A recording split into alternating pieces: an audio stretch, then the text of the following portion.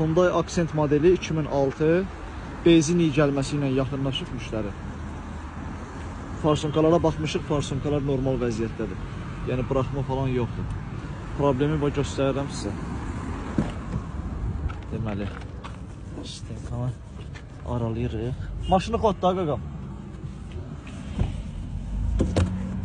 Nə vaxtsa filtr falan dəyişiləndə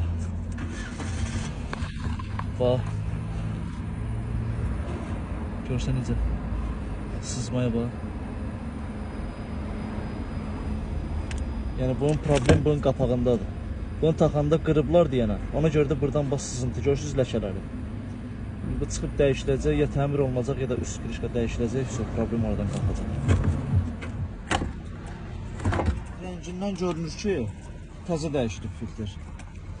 Çox güman ki, təzə dəyişiləndə bu çartlayıb buradan. Çatda görürsünüz də yəqin ki. Deməli, ölüxanadan soruşduq, axtardıq, tapa bilmədik bu krişkadan. Təzəsi də yox idi. Tokara getdik, həmin çata 20 manat pul dedi.